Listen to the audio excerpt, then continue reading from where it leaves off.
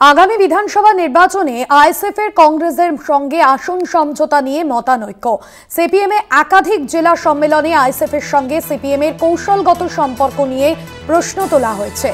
আজ থেকে শুরু সিপিএম এর রাজ্য সম্মেলন। দলের রাজনৈতিক রণকৌশল কি হবে তা নিয়ে আলোচনা। আসন সমঝোতা নিয়ে মতানৈক্য সিপিএম। আগামী বিধানসভা নির্বাচনে আইএসএফ এবং কংগ্রেসের সঙ্গে আসন সমঝোতা নিয়েই মূলত মতানৈক্য এবং আজ থেকে একাধিক জেলা সম্মেলনে আইএসএফ এর সঙ্গে সিপিএম এর কৌশলগত সম্পর্ক নিয়ে প্রশ্ন তোলা হয়েছে। আজ থেকে শুরু হবে সিপিএম এর রাজ্য সম্মেলন এবং সেখানেই দলের কৌশলগত রণকৌশল কি হবে 2026-এর বিধানসভা নির্বাচনের জন্য তা স্থির করা হবে এবং সে বিষয়ে আলোচনা হবে। দলের রাজনৈতিক রণকৌশল কি হবে তা নিয়ে আলোচনা হবে।